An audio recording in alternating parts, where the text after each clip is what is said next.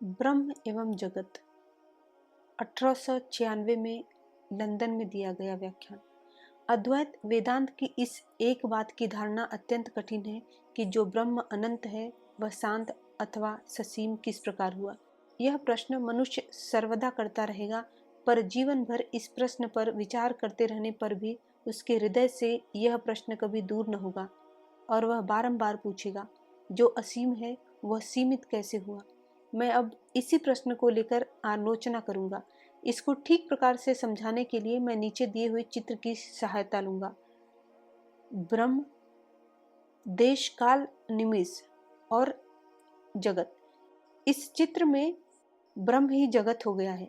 यहाँ पर जगत शब्द से केवल जड़ जगत ही नहीं, किंतु सूक्ष्म तथा आध्यात्मिक जगत, स्वर्ग, नरक और वास्तव में जो कुछ भी है सबको इसके अंतर्गत लेना होगा। मन एक प्रकार के परिणाम का नाम है, शरीर एक दूसरे प्रकार के परिणाम का, इत्यादि इत्यादि। इन सबको लेकर अपना यह जगत निर्मित हुआ है। यह ब्रह्म देश काल निमित्त में से होकर आने से जगत बन गया है। यही अद्वैतवाद की मूल बात है। हम देश काल निमित्त रूपी कांच में से ब्रह्म को देख रहे हैं और इस प्रकार नीचे की ओर से देखने पर ब्रह्म हमें जगत के रूप में दिखता है। इससे यह स्पष्ट है कि जहाँ ब्रह्म है वहाँ देश काल निमित्त नहीं है। काल वहाँ रह नहीं सकता क्योंकि वहाँ न मन है न विचार।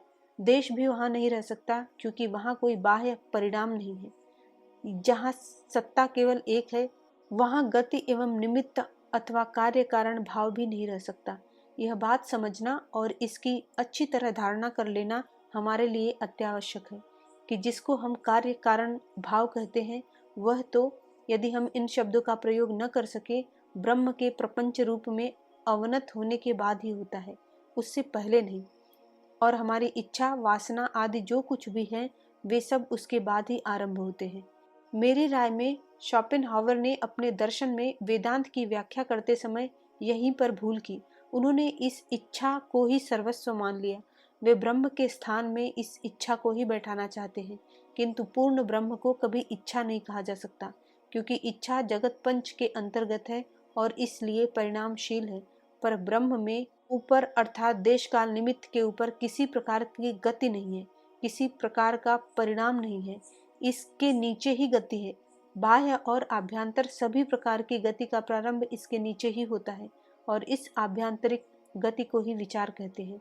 अतः ऊपर किसी प्रकार की इच्छा रह नहीं सकती, अतएव इच्छा जगत का कारण नहीं हो सकती। और भी निकट आकर देखो, हमारे शरीर की सभी गतियां इच्छा से प्रेरित नहीं होती। मैं इस कुर्सी को उठाता हूँ, यहाँ पर अवश्य इच्छा ही उठाने का कारण है। यह इच्छा ही पेशियों की शक्ति के रूप में परिणत हो गई है। यह बात ठीक है, पर जो शक्ति कुर्सी उठाने का कारण है वही तो फेफड़ों को भी चला रही है, पर इच्छा के रूप में नहीं। इन दोनों शक्तियों को एक मान लेने पर भी जिस समय वह चेतना की भूमि में आती है उसी समय इच्छा कहलाती है, पर इस भूमि में आरोहण करने से पहले उसे इच्छा नाम से पुकारना भूल होगी। इसी से शोपेनहावर के दर्शन में बड़ी भ्रांतियां पैदा हो गई हैं। एक पत्थर गिरा और हमने प्रश्न किया, इसके गिरने का क्या कारण है। यह प्रश्न केवल तभी किया जा सकता है जब यह मान लिया जाए कि बिना कारण के कुछ घटित नहीं होता। मेरा अनुरोध है कि इस धारणा को तुम अपने मन में खूब स्पष्ट रखो, क्योंकि जब हम प्रश्न करते हैं कि यह घटना क्यों हुई, तब हम यह मान लेते हैं कि सभी वस्तुओं का, सभी घटनाओं का एक क्यों रहता ही है, अर्थात उसके घटने के पहले और कुछ अवश्य हुआ होगा जिसने कारण का कार्य किया। इस पूर्वावर्तिता के परवर्तिता के अनुक्रम को ही निमित्त अथवा कार्य कारण भाव कहते हैं। जो कुछ हम देखते, सुनते और अनुभव करते हैं, संक्षेप में जगत का सभी कुछ एक बार कारण बनता और फिर कार्य। एक वस्तु अपने बाद आने वाली वस्तु का कारण बनती है और वह स्वयं अपनी पूर्ववर्ती किसी अन्य वस्तु का कार्य भी है। इसी को कार्य कारण का नियम कहते हैं और यह हमारी समस्त विचार प्रक्रिया का अनिवार्य अंग है। यह हमारा स्थिर विश्वास है कि जगत का प्रत्येक अणु, वह फिर चाहे जो हो, सभी अन्य अणुओं के साथ संबंध है। हमारी यह धारणा किस प्रकार आई, इस बात को लेकर बहुत वाद विवाद हो चुके हैं। यूरोप में अनेक अतीन्द्रियवादी दार्शनिक हैं जिनका विश्वास है कि यह धारणा मानव जाति के स्वभाव में है और बहुतों का विचार है कि वह अनुभव जनित है। पर इस प्रश्न का समाधान अभी तक नहीं हो सका। वेदांत इसका क्या समाधान करता है यह हम बाद में देखेंगे। पहले तो हमें यह समझना है कि यह क्यों का प्रश्न ही इस धारणा पर निर्भर करता है कि इसके पूर्व कुछ हो चुका है और इसके बाद भी कुछ होगा। इस प्रश्न में दूसरा यह विश्वास निहित है कि जगत का कोई भी पदार्थ स्वतंत्र नहीं है। प्रत्येक पदार्थ पर उसके बाहर स्थित अन्य कोई भी पदार्थ कार्य कर सकता है। अन्योन्याश्रयता अथवा परस्पर सापेक्षता समस्त विश्व का नियम है। जब हम पूछते हैं कि ब्रह्म पर किस कारण ने कार्य किया, तो हम कितनी बड़ी भूल करते हैं। यह प्रश्न करने का अर्थ है कि ब्रह्म भी अन्य किसी के अधीन है। वह निरपेक्ष ब्रह्म सत्ता भी अब किसी के द्वारा बद्ध है। अर्थात ब्रह्म अथवा निरपेक्ष सत्ता शब्द को हम जगत के समान समझते हैं। हम उसे जगत के स्तर पर नीचे खींच लाते हैं। ब्रह्म में देश काल निमित्त है ही नहीं, क्योंकि वह एकमेव अद्वितीय है। अपनी सत्ता का जो स्वयं ही आधार है, उसका कोई कारण नहीं हो सकता। जो मुक्त स्वभाव है, स्वतंत्र है, उसका कोई कारण नहीं हो सकते, अन्यथा वह मुक्त नहीं रहेगा, बद्ध हो जाएगा। जिसमें सापेक्ष भाव है, वह कभी मुक्त स्वभाव नहीं हो सकता। अतः हम देखते हैं कि अनंत शांत कैसे हुआ। यह प्रश्न ही भ्रमात्मक और स्वविरोधी है। इन बारीकियों से उतरकर अपने सामान्य स्तर पर भी जब हम यह जानना चाहते हैं कि निरपेक्ष सापेक्ष कैसे हुआ, इस प्रश्न को एक दूसरे ढंग से देखा जा सकता है। मान लो हमने इस प्रश्न का उत्तर जान लिया, तब क्या निरपेक्ष रह जाएगा? ऐसा होने पर तो वह सापेक्ष हो जाएगा। साधारण रूप से हम ज्ञान किसे कहते हैं? जो कोई विषय हमारे मन के विषयीभूत हो जाता है, अर्थात मन के द्वारा सीमाबद्ध हो जाता है, हम उसी को जान सकते हैं। और जब वह हमारे मन के बाहर रहता है, अर्थात मन का विषय नहीं रहता, तब हम उसे नहीं जान सकते। अतः यह स्पष्ट है कि यदि यह ब्रह्म मन के द्वारा सीमाबद्ध हो गया, तो फिर निरपेक्ष नहीं रह जाएगा, वह सापेक्ष हो जाएगा। मन के द्वारा जो सीमाबद्ध है, वह सभी सब ससीम है। अतएव ब्रह्म को जानना, यह बात भी स्वविरोधी ही है। इसीलिए इस प्रश्न का उत्तर अब तक नहीं मिला, क्योंकि यदि उत्तर मिल जाए तो वह ब्रह्म नहीं रहेगा। यदि ईश्वर ज्ञात हो जाए तो इसका ईश्वरत्व फिर नहीं रहेगा। वह हमारे ही समान एक व्यक्ति हो जाएगा, उसको जाना ही नहीं जा सकता, वह सर्वदा ही अज्ञेय है। पर अद्वैतवादी कहते हैं कि ईश्वर केवल ज्ञेय से अधिक कुछ और भी है। हमें इस बात को समझ लेना है। तुम अज्ञेयवादियों के समान यह धारणा न बना लो कि ईश्वर अज्ञेय है। दृष्टांत स्वरूप देखो, सामने यह कुर्सी है, मैं इसे जानता हूँ, यह मेरा ज्ञात पदार्थ है। और आकाश तत्व के परे क्या है, वहाँ लोग रहते हैं या नहीं, यह बात शायद बिल्कुल अज्ञेय है। पर ईश्वर इन दोनों विषयों की भांति ज्ञात और अज्ञेय नहीं है। प्रत्युत वह तो ज्ञात से और भी अधिक कुछ है। ईश्वर को अज्ञात या अज्ञेय कहने का बस यही तात्पर्य है, उसका वह अर्थ नहीं जिस अर्थ में लोग कुछ प्रश्नों को अज्ञात या अज्ञेय कहते हैं। ईश्वर ज्ञात से और भी कुछ अधिक है। यह कुर्सी हमारे लिए ज्ञात है, पर ईश्वर तो इससे भी अधिक ज्ञात है, क्योंकि पहले उसे जानकर उसी के माध्यम से हमें कुर्सी का ज्ञान प्राप्त करना होता है। समस्त ज्ञान का वह शाश्वत साक्षी स्वरूप है। हम जो कुछ जानते हैं, वह सब पहले उसे जानकर उसी के माध्यम से जानते हैं। वही हमारी आत्मा का सार सत्ता स्वरूप है, वही वास्तविक अहम है, और वह अहम ही हमारे इस अहम का सार सत्ता स्वरूप है। हम उस अहम के माध्यम से जाने बिना कुछ भी नहीं जान सकते। अतएव सभी कुछ हमें ब्रह्म के माध्यम से ही जानना पड़ेगा। इस कुर्सी को जानना हो तो उस ब्रह्म में और ब्रह्म के माध्यम से ही जानना होगा। इस प्रकार ब्रह्म कुर्सी की अपेक्षा हमारे अधिक निकट है, पर तो भी वह हमसे बहुत दूर है। वह ज्ञात भी नहीं, अज्ञात भी नहीं, पर दोनों की अपेक्षा अनंत गुना ऊंचा है। वह तुम्हारी आत्मा है। कौन इस जगत में एक क्षण भी जीवन धारण कर सकता, एक क्षण भी सांस ले सकता, यदि वह आनंद स्वरूप इसमें रम न रहा होता? कारण उसी की शक्ति से हम प्रश्वास ले रहे हैं, उसी के अस्तित्व से हमारा अस्तित्व है। ऐसी बात नहीं कि वह कोई एक स्थान पर बैठकर हमारा रक्त संचालन कर रहा है। तात्पर्य यह है कि वही समुदय जगत का सत्ता स्वरूप है, हमारी आत्मा की आत्मा है। तुम किसी प्रकार यह नहीं कह सकते कि तुम उसे जानते हो, क्योंकि तब तो उसे बहुत नीचे गिराना हो जाता है। तुम अपने से बाहर नहीं आ सकते, अतएव उसे जान भी नहीं सकते। ज्ञान शब्द का अर्थ है विषयीकरण, वस्तु को बाहर लाकर विषय की भांति प्रत्यक्ष करना।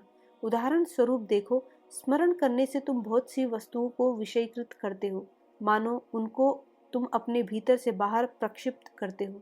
सभी प्रकार की स्मृति, जो कुछ मैंने देखा है और जो कुछ मैं जानता हूँ, सभी मेरे मन में अवस्थित है। इन सभी वस्तुओं की छाप या चित्र मेरे भीतर मौजूद है।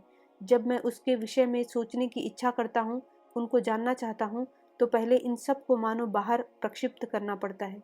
ईश्वर के संबंध में ऐसा करना असंभव है, क्योंकि वह हमारी आत्मा की आत्मा है। हम उसे बाहर प्रक्षिप्त नहीं कर सकते। इस संबंध में वेदांत का एक अन्यतम वचन है। छांदोग्य उपनिषद में कहा है, वह सार स्वरूप जगत का कारण है, सकल वस्तुओं की आत्मा है, वही सत्य स्वरूप है। हे श्वेत केतो, वही तू है। तत्वमसि, तू ईश्वर है का अर्थ यही है। इसके अतिरिक्त और किसी भी भाषा द्वारा तुम ईश्वर का वर्णन नहीं कर सकते।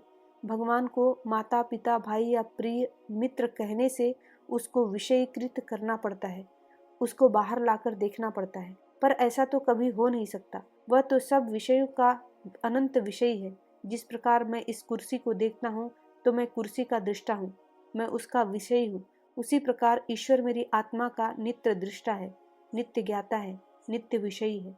किस प्रकार तुम उसको अपनी आत्मा की अंतरात्मा को, सब वस्तुओं की सार सत्ता को विषयीकृत करोगे?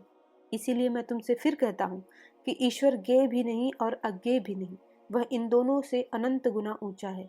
वह हमारे साथ अभिन्न है, और जो हमारे साथ एक है वह हमारे लिए न ज्ञेय हो सकता है न अज्ञेय, जैसे कि हमारी आत्मा।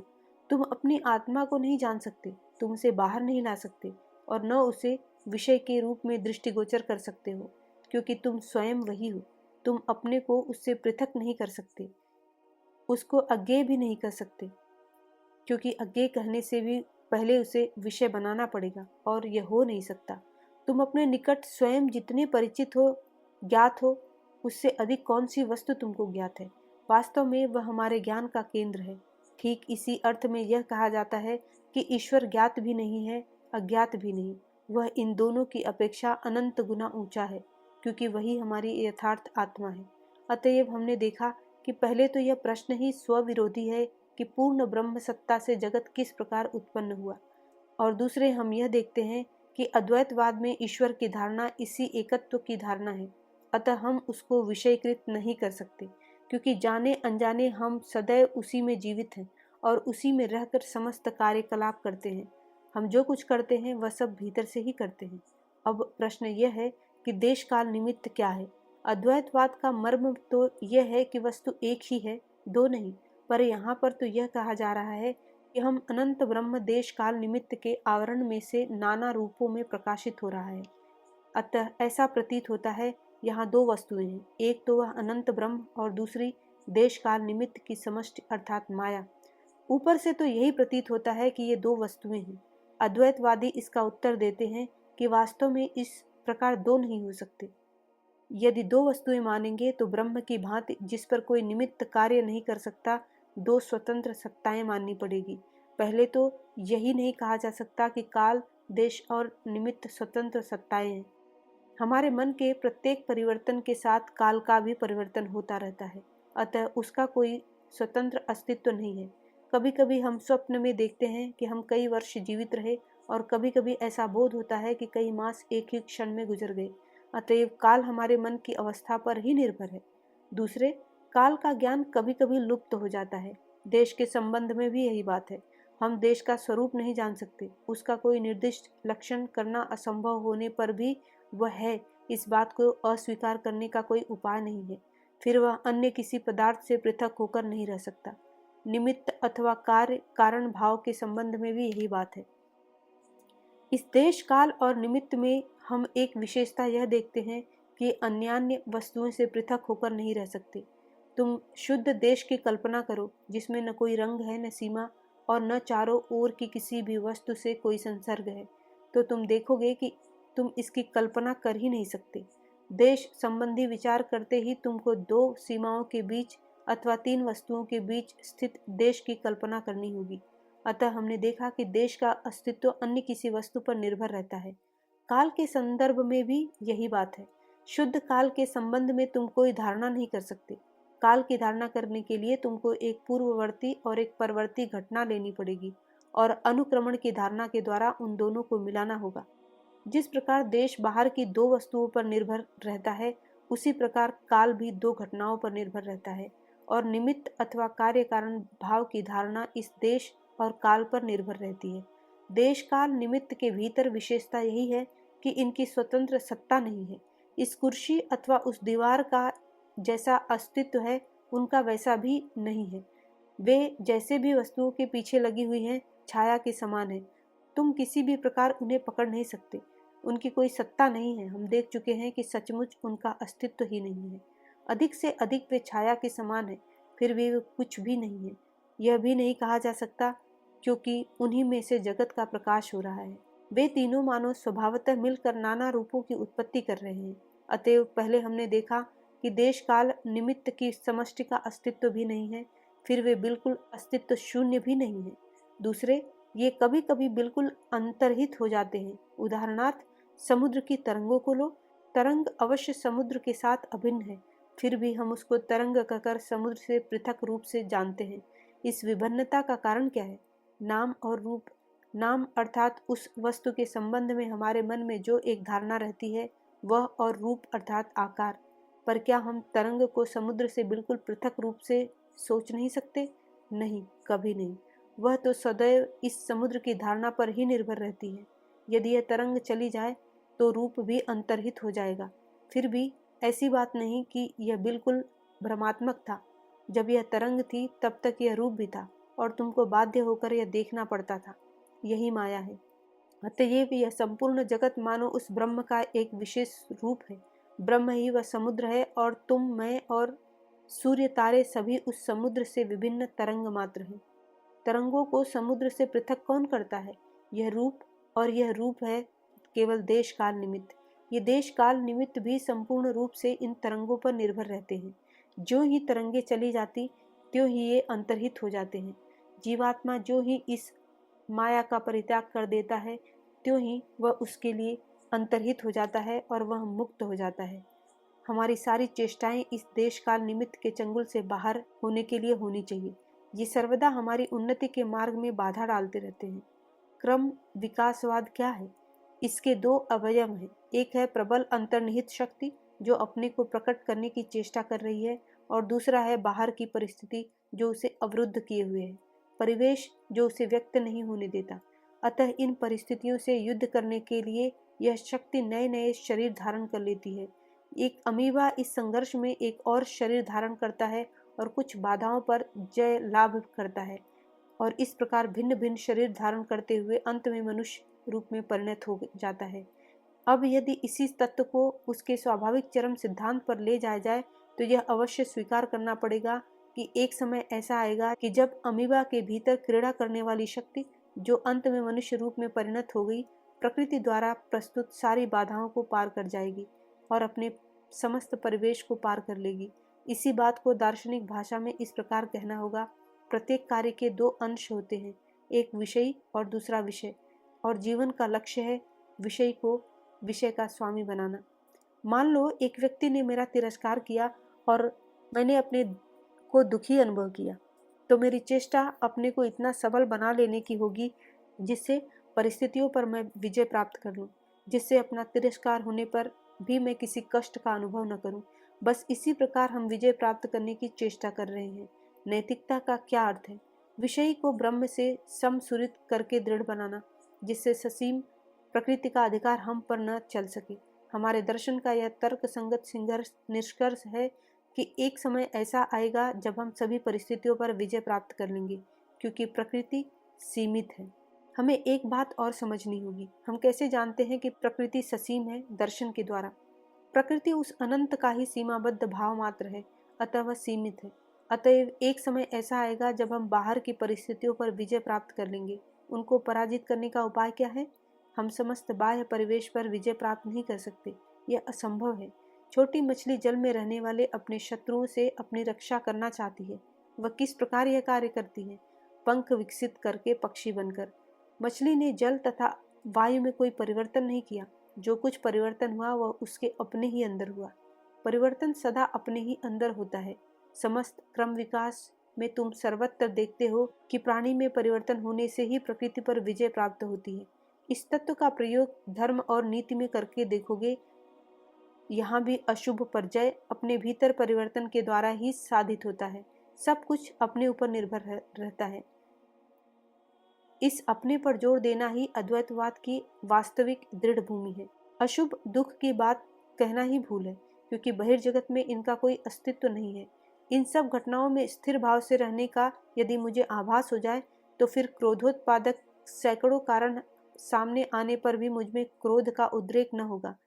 इसी प्रकार लोग मुझसे चाहे जितनी घृणा करें, पर यदि मैं उससे प्रभावित न हूं तो मुझमें उनके प्रति घृणा भाव उत्पन्न न होगा। इस विजय को प्राप्त करने की प्रक्रिया यही है, स्वयं के माध्यम से स्वयं को ही पूर्ण बनाना।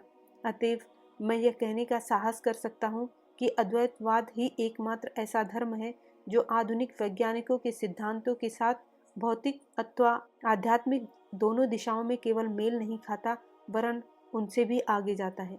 इसी कारण वह आधुनिक वैज्ञानिकों को इतना भाता है। वे देखते हैं कि प्राचीन द्वैतवादी धर्म उनके लिए पर्याप्त नहीं है, उनसे उनकी आवश्यकता की पूर्ति नहीं होती। मनुष्य को केवल श्रद्धा नहीं चाहिए, बुद्धिनिष्ठ श्रद्धा भी चाहिए। अब इस 19वीं शताब्दी के उत्तरार्ध में भी इस प्रकार की धारणा है कि हमारे बाप दादों से आया हुआ धर्म ही एकमात्र सत्य है और अन्य स्थानों में जिन सब दूसरे धर्मों का प्रचार हो रहा है वे सभी मिथ्या हैं। इससे यही प्रमाणित होता है कि हमारे भीतर अभी भी दुर्बलताएं हैं। हमें ये दुर्बलताएं दूर करनी होगी। मैं ये नहीं कहता कि यह दुर्बलता केवल इसी देश इंग्लैंड में है, नहीं, यह सभी देशों में है और जैसी मेरे देश में है वैसी तो कहीं भी नहीं। वहाँ यह बहुत ही भयानक रूप में है। वहाँ अद्वैतवाद का प्रचार साधारण लोगों में कभी होने नहीं दिया गया। सन्यासी लोग ही अरण्य में उसकी साधना करते हैं। इसी कारण वेदांत का एक नाम आरण्यक भी हो गया। अंत में भगवान की कृपा से बुद्धदेव ने आकर सर्वसाधारण के बीच इसका प्रचार किया और सारा देश बौद्ध धर्म में दीक्षित हो गया। फिर बहुत समय बाद जब निरीश्वरवादियों और अज्ञेयवादियों ने सारे देश को ध्वंस करने की चेष्टा की, इस जड़वाद से भारत का परित्राण करने में अद्वैत फिर एकमात्र उपाय सिद्ध हुआ। इस प्रकार 2 बार उसने जड़वाद से भारत की रक्षा की है। पहले बुद्धदेव आने के पूर्व नास्तिकता अति प्रबल हो उठी थी। यूरोप अमेरिका के विद्वानों में आजकल जैसी नास्तिकता है वैसी नहीं, वरन वह तो इससे भी भयंकर थी। मैं एक प्रकार का जड़वादी हूँ, क्योंकि मेरा विश्वास है कि केवल एक ही वस्तु का अस्तित्व है। आधुनिक वैज्ञानिक जड़वादी भी यही कहते हैं, पर वे उसे जड़ के नाम से पुकारते हैं और मैं उसे ब्रह्म कहता हूँ। ये जड़वादी कहते हैं कि इस जड़ से ही समस्त आशा, धर्म और सब कुछ प्रसूत हुआ है, और मैं कहता हूँ ब्रह्म से ही सब कुछ हुआ है। पर बुद्ध के आविर्भाव के पूर्व का जड़वाद असंस्कृत प्रकार का था, जो शिक्षा देता था खाओ पियो और मौज उड़ाओ, ईश्वर, आत्मा या स्वर्ग कुछ भी नहीं है। धर्म कुछ धूर्त दुष्ट पुरोहितों की कपोल कल्पना मात्र है। और नास्तिकता उस समय इतनी बढ़ गई थी कि उसका एक नाम ही हो गया था लोकायत दर्शन। ऐसी अवस्था में बुद्धदेव ने आकर वेदांत को प्रकाशित किया और उसका जन साधारण में प्रचार करके भारतवर्ष की रक्षा की। बुद्धदेव के तिरोभाव के ठीक 1000 वर्ष पश्चात फिर उसी प्रकार की परिस्थिति उत्पन्न हुई। भीड़ की भीड़ जनसाधारण और अनेक जातियों ने बौद्ध धर्म ग्रहण कर लिया। अतः जनता के घोर अज्ञानी होने के कारण बौद्ध धर्म का अपक्षय होना स्वाभाविक है। बौद्ध धर्म किसी ईश्वर या जगत के शासक का उपदेश नहीं करता, अतः जनसाधारण शनै शनै अपने देवी देवता भूत प्रेत पुनः ले आए और अंत में भारतवर्ष में बौद्ध धर्म नाना प्रकार के विषयों की खिचड़ी सा हो गया। तब फिर से भौतिकता के बादलों से भारत का आकाश ढक गया। अच्छे परिवार के लोग स्वच्छाधारी और साधारण लोग अंधविश्वासी हो गए। ऐसे समय में शंकराचार्य ने उठकर फिर से वेदांत की ज्योति को जगाया।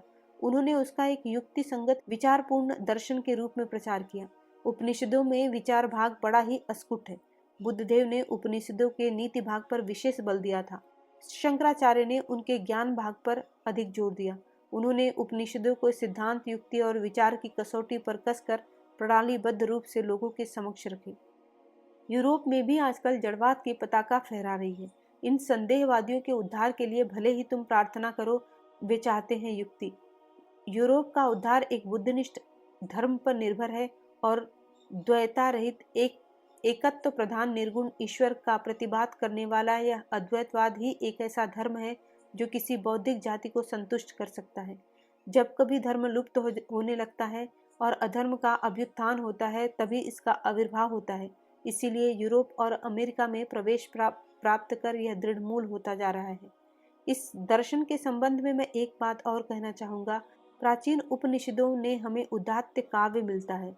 उनके रचयिता कवि थे। प्लेटो ने कहा है, कविता के द्वारा अंतःस्फुरण प्राप्त होता है। ऐसा लगता है कविता के माध्यम से उच्चतम सत्यों को साक्षात कराने के लिए ही मानव विधाता ने सत्य दृष्टा इन प्राचीन ऋषियों को मानवता से इतना ऊंचा उठा दिया था। वे न तो प्रचार करते हैं, न दार्शनिक ऊहापोह करते थे, न कभी लिखते ही थे। उनके हृदय निर्झर से संगीत का उद्गम हुआ। बुद्धदेव से हम पाते हैं ज्ञान, महान विश्वव्यापी हृदय और अनंत धैर्य।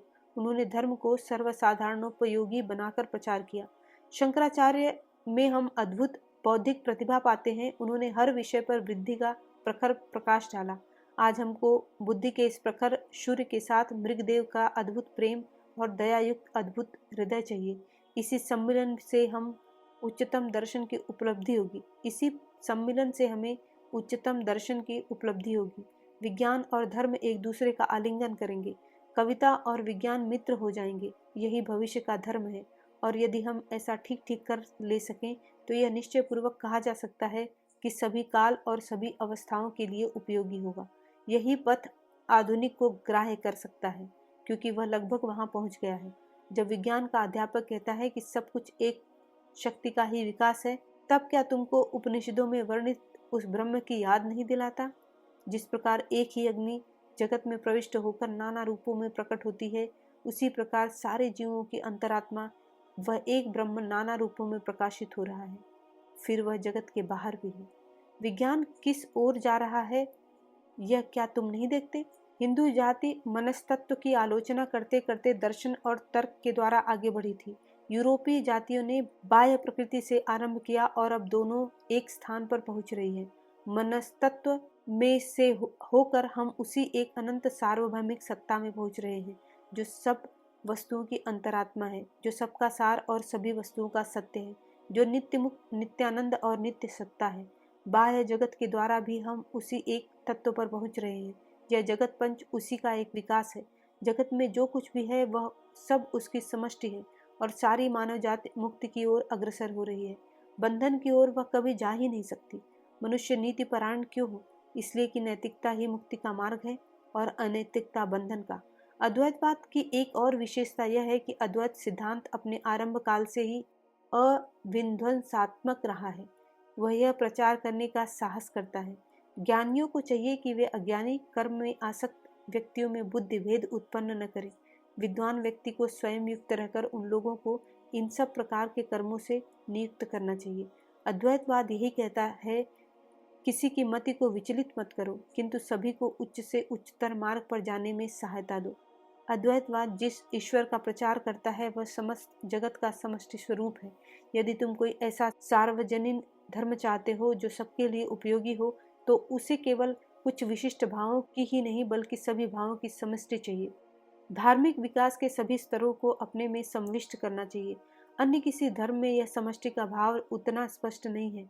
वे सभी उस समष्टि की ही प्राप्ति की चेष्टा में समान रूप से रत विभिन्न अंश हैं। अंशों का अस्तित्व केवल इसीलिए होता है। इसीलिए आरंभ से ही अद्वैतवाद का भारतवर्ष के किसी भी संप्रदाय से कोई विरोध नहीं रहा है। भारत में आज अनेक अद्वैतवादी हैं। उनकी संख्या भी सर्वाधिक है। इसका कारण यह है कि हम कम शिक्षित लोगों को द्वैतवाद स्वभावतः अधिक अच्छा लगता है। द्वैतवादी कहते हैं कि यह द्वैतवाद जगत की एक बिल्कुल स्वाभाविक व्याख्या है, पर इन द्वैतवादियों के साथ अद्वैतवादियों का कोई विवाद नहीं।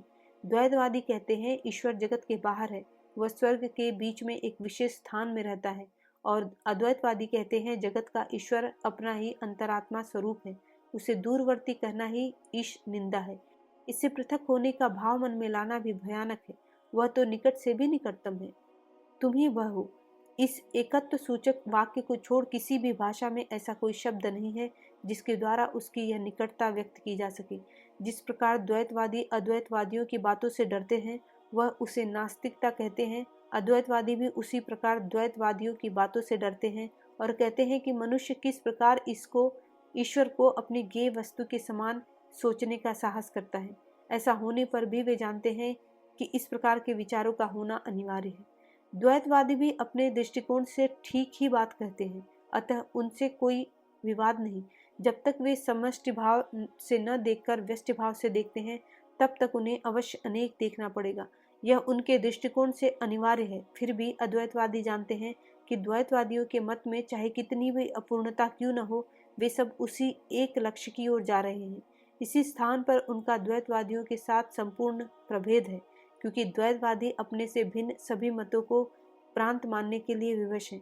संसार के सभी द्वैतवादी संभवतः एक ऐसे सगुण ईश्वर में विश्वास करते हैं जो एक उच्च शक्ति संपन्न मनुष्य मात्र है और एक लौकिक शासक की भांति कुछ से प्रसन्न और कुछ से अप्रसन्न होता है। वह बिना किसी कारण ही जाति या राष्ट्र से प्रसन्न है और उन पर वरदानों की वृष्टि करता है। अतः द्वैतवादी के लिए यह मानना स्वाभाविक हो जाता है कि ईश्वर के कुछ विशेष कृपा पात्र होते हैं और वह उनमें से एक होने की आशा करता है। तुम देखोगे कि सभी धर्मों में यह विचार पाया जाता है। हमें ईश्वर के प्रिय मात्र हैं, हमारी ही तरह विश्वास करने से हमारा ईश्वर तुम पर कृपा करेगा। और कितने ही द्वैतवादी तो ऐसे हैं जिनका मत और भी भयानक है। वे कहते हैं ईश्वर पूर्व नियोजित रूप से जिनके प्रति दयालु है, केवल उन्हीं का उद्धार हो, और शेष सब सिर पटक कर मर भी जाएं तो भी इस अंतरंग दल में प्रवेश नहीं पा सकते। तुम मुझे एक भी ऐसा द्वैतवादात्मक धर्म बता दो जिसके भीतर यह संकीर्णता न हो। यही कारण है कि ये सब धर्म सदैव परस्पर युद्ध करते रहेंगे, और वे करते भी रहे हैं। फिर यही द्वैतवादियों का धर्म सर्वदा लोकप्रिय होता है, क्योंकि यह अशिक्षितों को तृप्त करता है। उसको यह सोचना अच्छा लगता है कि कुछ विशेषाधिकार उनके पास भी है और जो औरों के पास नहीं है। द्वैतवादी समझते हैं कि उनको मारने के लिए उद्यत एक दंडकारी ईश्वर के बिना किसी प्रकार की नैतिकता ठहर ही नहीं सकती। विचार करने में असमर्थ साधारण लोग सभी देशों में द्वैतवादी होते हैं। इन विचारों पर सदा ही अत्याचार होता रहता है। अतः उनकी मुक्ति की धारणा है दंड से छुटकारा पाना। एक बार अमेरिका में एक पादरी ने मुझसे कहा, क्या तुम्हारे धर्म में शैतान नहीं है? यह कैसे? किंतु हम देखते हैं कि सभी देशों के चिंतनशील महापुरुषों ने इस निर्गुण ब्रह्म भाव को लेकर ही कार्य किया है।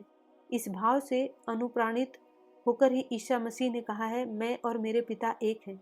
इसी प्रकार का व्यक्ति लाखों व्यक्तियों में शक्ति संचार करने में समर्थ होता है, और यह शक्ति सहस्रों वर्ष तक मनुष्यों के प्राणों में परित्राण देने वाली शुभ शक्ति का संचार करती है।